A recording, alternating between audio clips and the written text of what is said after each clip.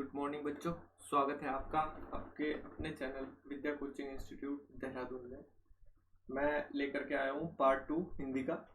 पहले पार्ट में मैंने आपको लगभग हिंदी की वर्ण भाषा, ठीक है, व्यंजन स्वर, ठीक है, स्पर्श व्यंजन अंतस्थ, ठीक है ना, ये सब चीज़ें आपको इतिहास के साथ बता दिया था।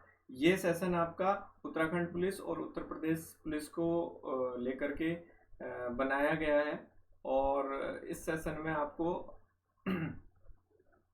प्रयत्न के आधार पर व्यंजन के भेद जो है कुछ मैंने थोड़ा सा डिस्कस किया था, लेकिन उसके साथ साथ उसका क्योंकि टाइम ज़्यादा जा रहा था, ठीक है, तो इसलिए मैंने सेकंड पार्ट बनाया है आप लोगों के लिए। चलिएगा देख लेते हैं इसमें सेकंड पार्ट में क्या है। देखिएगा, स्वतंत्र प्रयत्न के आधार पर व्यंजन के भेद 3 पार्ट में डिवाइड किए गए हैं, ठीक है।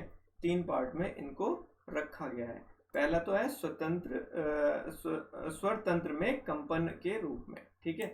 दूसरा है श्वसन वायु की मात्रा के रूप में, और तीसरा है सांस को रोकने के रूप में मुख्य अवयवों के द्वारा, ठीक है।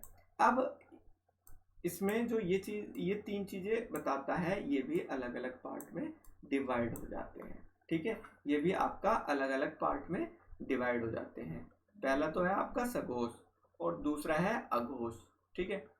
अब सघोष में क्या कहता है कि प्रत्येक वर्ग के जो है ना थर्ड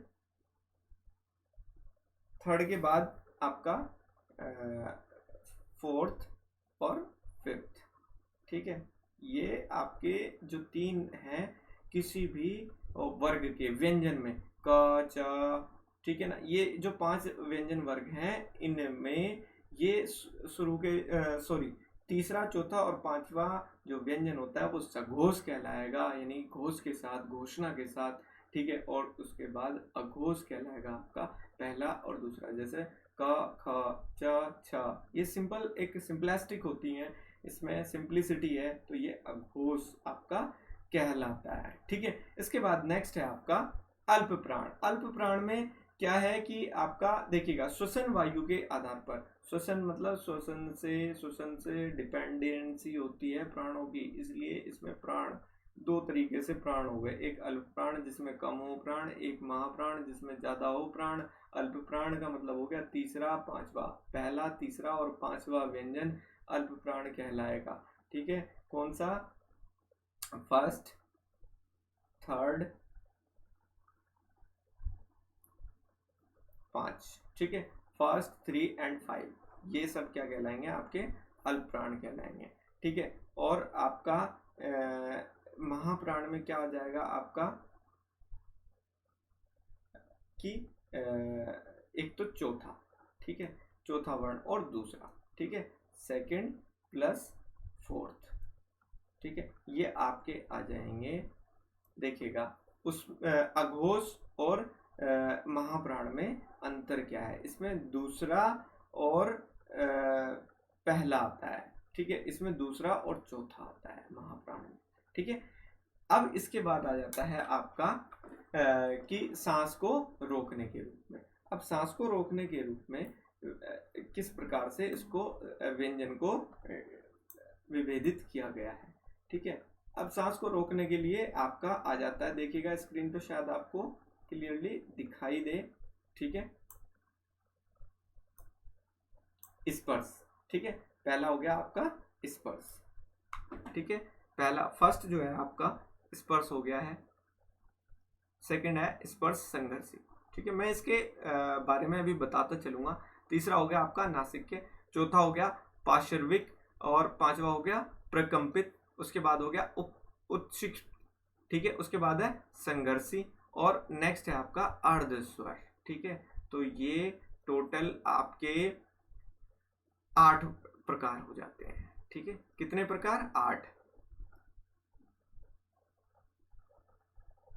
ठीक है, काउंट कर लीजिएगा एक बार, 8, ठीक है, 8 ही है या मैंने कुछ आगे पीछे बोल दिया है, ठीक है। अब इसमें आपको थोड़ा सा और जूम करके हम बताएंगे।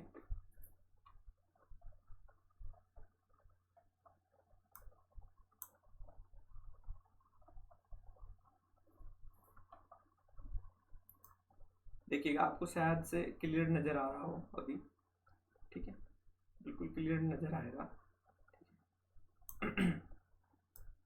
स्पर्श, ठीक है, सबसे पहले आ जाता है स्पर्श, ठीक है। स्पर्श जो स्पर्श व्यंजन हो जाते हैं उनमें, यानी स्पर्श का मतलब हो गया आपका छूना, टच, ठीक है। अब इसमें जैसे का, खा, गा है, इनका क्या रहता है, जीवा का जो पश्च भाग है उसका कोमल तालु से स्पर्श होता है, तो आपके ये स्पर्श व्यंजन कहलाएंगे। च, छ, ज, झ, इसमें भी जीवा नाक का उल्टा कर तालु के मध्य भाग से स्पर्श हो जाता है, ठीक है। तो ये भी आपका क्या कहलाएंगे, स्पर्श व्यंजन। त, था, द, धा, इसमें जीवा का आगे का भाग का ऊपर का एरिया दांतों से स्पर्श करता है, तो ता, था, दा, धा, कभी आप बोल के देखिएगा, आपको पता चलेगा ये सब चीजें, ठीक है। नेक्स्ट है आपका पा, फा, दा और भा, होठों का जो जीवा मूल के तालु के पश्च भाग से स्पर्श होता है, तो आपका पा, फा, दा और भा ये सब आपका काउंट हो जाता है, ठीक है। सॉरी, दा की जगह ये बा है ये, ठीक है, मैंने दा गलती से बोल दिया, ठीक है। तो आपके ये क्या आ जाते हैं, स्पर्श में आ जाते हैं, ठीक है। नेक्स्ट है आपका स्पर्श संघर्षी। स्पर्श संघर्षी में क्या होता है आपका, स्पर्श संघर्षी में चा, छ, ठीक है, चा, छ, जा, झा को उच्चारित करते समय जिह्वाग्र और तालु के मध्य स्पर्श व संघर्ष होता है, ठीक है, यानी कि स्पर्श संघर्षी कहलाते हैं। तो अच्छा, ये डिफरेंस जान लेना बहुत अहम है कि स्पर्श कौन सा होगा और स्पर्श संघर्षी निम्न में से कौन सा होगा। कभी भी दोनों को क्रैश करके आंसर में नहीं पूछेगा एग्जामिनर, कभी भी ये नहीं पूछेगा कि निम्न में से स्पर्श संघर्षी है तो उसमें चा दे दे, और उसके बाद स्पर्श संघर्षी के साथ स्पर्श का भी पूछ ले, तो ऐसा कंफ्यूजन नहीं क्रिएट करेगा एग्जामिनर कभी भी। वो बिल्कुल क्लियर पूछेगा, निम्न से स्पर्श संघर्षी बताइए। चा के साथ कभी भी वो खा नहीं देगा, ठीक है, वो इधर से दे देगा, नासिक्य दे देगा, पार्श्विक दे देगा, ठीक है, उत्क्षिप्त दे देगा, ठीक है। तो आपका बिल्कुल अलग क्लियर रखेगा वो। तो स्पर्श संघर्षी आपको उम्मीद है समझ आ गए होंगे, ठीक है। कमेंट करते रहिएगा, आपकी कमेंट से ही मुझे पता चलेगा कि आप लोग पढ़ रहे हो और अपने लिए एक नोटबुक लेकर के साथ में बैठे, जिससे कि आपको ये वीडियो देख करके आपका समय जाया ना हो, समय बर्बाद ना हो, ठीक है। उसके बाद है आपका नासिक्य। नासिक्य में क्या आ जाता है आपका, जो नाक से बोले जाते हैं, ठीक है, नाक से उच्चारण होता है, नासिक्य आ जाएगा म, ंग, ठीक है, ना, अणा, ंगा, ठीक है, ये सब के सब जो है ना, इस प्रकार के उच्चारण आपके नासिक्य कहलाते हैं, ठीक है, ध्यान रहेगा अब आपको शायद से, ठीक है। पार्श्विक में क्या है, ये बहुत पूछे जाते हैं, ये प्रश्न आते रहते हैं इससे, ठीक है। निम्न में से नासिक्य वर्ण कौन सा है, स्पर्श संघर्षी निम्न में से कौन सा है, स्पर्श वर्ण कौन सा है, प्रकंपित कौन सा है, ठीक है। तो प्रकंपित में आपका रा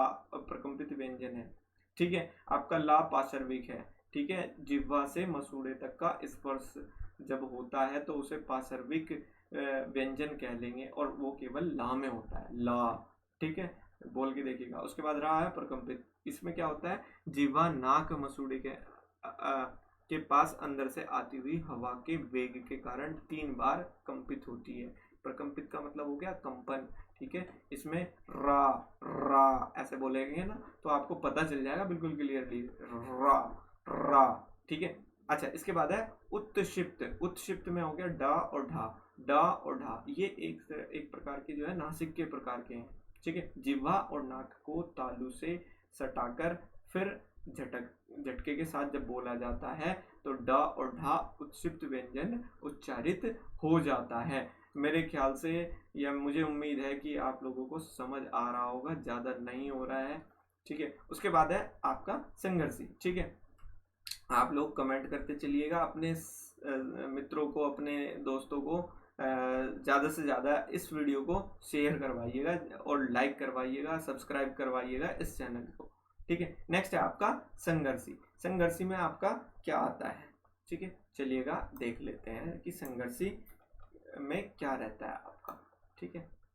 देखिए दिखाई दे रहा होगा। हाँ जी, अब बिल्कुल क्लियर हो गया होगा। संघर्षी देखिएगा, संघर्षी में क्या है आपका फ ज ख ग स श श श ह, ठीक है, ये क्या है आपके संघर्षी व्यंजन है, क्योंकि व्यंजनों को उच्चारित करने में जिह्वा के जो आगे का और कठोर तालु के मध्य का भाग है, तथा हा व्यंजन को उच्चारित करने में स्वर यंत्र की दोनों तंत्रियों के मध्य हवा रगड़ खाती हुई निकलती है, तो इसलिए ये संघर्षी व्यंजन कहलाते हैं। ठीक है, इसमें रगड़ खाती हुई हवा निकलती है इस कारण से। ठीक है, नेक्स्ट है आपका अर्ध स्वर। या और वह क्या कहलाते हैं आपके अर्ध स्वर कहलाते हैं। बहुत महत्वपूर्ण है और हो सकता है ये आए अब की बार, और अगर आएगा तो आप जरूर अपने सभी लोगों को उस दौरान भी इस वीडियो को तो कराएंगे ही कराएंगे, लेकिन उससे पहले ही करा दो ताकि ये अगर आए क्वेश्चन तो आपको फायदा मिले। ठीक है, क्योंकि या को उच्चारित करने में जिह्वा का ऊपरी भाग कंठों तालु के पास, यानी कि जो गला और तालु प्रदेश होता है ना, ये गले के ऊपर का, उसके पास आता है। वा को उच्चारित करने में दोनों ओठ पास आते हैं। ठीक है, इसलिए इनको अर्ध स्वर कहते हैं। ठीक है, इसीलिए इनको अर्ध स्वर कहा जाता है। तो प्यारे बच्चों, इसका पहला पार्ट भी आप देखिएगा, उसके बाद ये पार्ट भी आपको समझ आएगा। डिस्क्रिप्शन बॉक्स में आपको फर्स्ट पार्ट की वीडियो भी मिल जाएगी। चलिएगा आगे देखते हैं, आगे इसमें क्या बचता है हमारे पास कुछ थोड़ा सा। ठीक है, फिर वर्णमाला से हम आगे बढ़ेंगे। हमें आगे बहुत सारे टॉपिक कवर करने हैं बहुत जल्दी। विद इन 2 मंथ मैं चाहूँगा कि हिंदी आपका क्लियर करके आपको दे दिया जाए और आप इससे आगे बढ़ें हिंदी सब्जेक्ट से। ठीक है, चलिएगा श्वास वायु के आधार पर जो है ना व्यंजन को किस प्रकार से माना गया है। ठीक है, इसके दो भेद बताए गए हैं। कितने भेद हैं? 2 हैं। ठीक है, पहला तो हो गया आपका नॉन एस्पिरेटेड, ठीक है, दूसरा है एस्पिरेटेड। ठीक है ना, महाप्राण और अल्प प्राण। ठीक है, मैंने बता ही दिया, ऊपर भी आपको बता दिया है। ठीक है, अब इसमें क ग अंग, ठीक है, इसमें क्या हो जाता है आपका वर्ग का फर्स्ट, उसके बाद आपका है थर्ड प्लस 5 जो है ना आपके ये जो 3 है 1 3 और 5। ठीक है, इन वर्णों को अल्प प्राण, ठीक है, अल्प प्राण, ठीक है ना, अल्प प्राण कहते हैं इनको। इन्हीं को क्या कहा जाएगा? अल्प प्राण कहा जाएगा। और महाप्राण में क्या हो जाते हैं आपके दूसरा plus fourth, second plus fourth आ जाएगा आपके लिए। ठीक है, तो ये आपका क्या कहलाएगा? महाप्राण व्यंजन कहलाता है। यही क्या कहलाता है आपका? महाप्राण व्यंजन कहलाता है। इसके बाद चलिएगा नेक्स्ट है आपका स्वर तंत्र की में जो उत्पन्न कंपन है उसके आधार पर व्यंजन किस प्रकार से डिवाइड किए गए हैं। ठीक है, स्वर तंत्र के उत्पन्न कंपन के जो स्वर तंत्र में उत्पन्न कंपन है उसके आधार पर 2 प्रकार से डिवाइडेड है। ठीक है, अघोष और सघोष। ठीक है, अघोष व्यंजन जिनको उच्चारित करते समय स्वर तंत्रियों का घोष या नाद सम्मिलित नहीं होता है, अघोष कहलाते हैं। ठीक है, जिनमें कोई मतलब एक कंपनी, समझिएगा, कंपनता उत्पन्न नहीं होती। ठीक है, का खा चा छ टा ठा ता था फा ये आ जाएंगे इसमें। ठीक है, और आपका जो सेकंड है सघोष। सघोष में क्या होगा आपका, ऊपर स्क्रीन पर देख लीजिएगा एक बार, मैं आपको इसको जूम करके दिखा देता हूँ स्क्रीन को। ठीक है, इसमें भी आपका इसी प्रकार से आता है कि जिनको उच्चारित करते समय स्वर तंत्रियों का यानी कि घोष वायु में सम्मिलित नहीं होती। ग घ अंग ज ज अय ये सब आते हैं, तो ये आपके सघोष हो जाते हैं। बच्चों, कमेंट बॉक्स में इस वीडियो के बारे में अवश्य लिखें, जिससे कि मुझे प्रॉपर जानकारी आपके बारे में पता चलती रहे। कमेंट करना बिल्कुल ना भूलें। ठीक है, कुछ बच्चों ने कहा था कमेंट बॉक्स में सर कमेंट नहीं कर पा रहे हैं, आप कमेंट प्रॉपरली कर सकते हैं। ठीक है, आप करते रहें, जिससे कि हमें भी आपके बारे में पता चलता रहे और आगे की उसी तरीके से हम वीडियो आपको बनाकर देते रहेंगे। ठीक है बच्चों, तो आप मेरे चैनल को विद्या कोचिंग इंस्टीट्यूट देहरादून यूट्यूब पर सर्च कीजिएगा, जिससे कि आपको ये चैनल ढूंढने में आसानी भी होगी। ठीक है, और बच्चों को देने में आसानी होगी। और इस पीडीएफ को लेने के लिए आप मुझे कमेंट बॉक्स में भी कमेंट करके बता सकते हैं, और उसके बाद आपको अगर चाहिए होगा तो आपको www.vidyacoachinginstitute.com पर जा करके आप हिंदी के सभी नोट्स अवेलेबल हैं वो ले सकते हैं। ठीक है, धन्यवाद।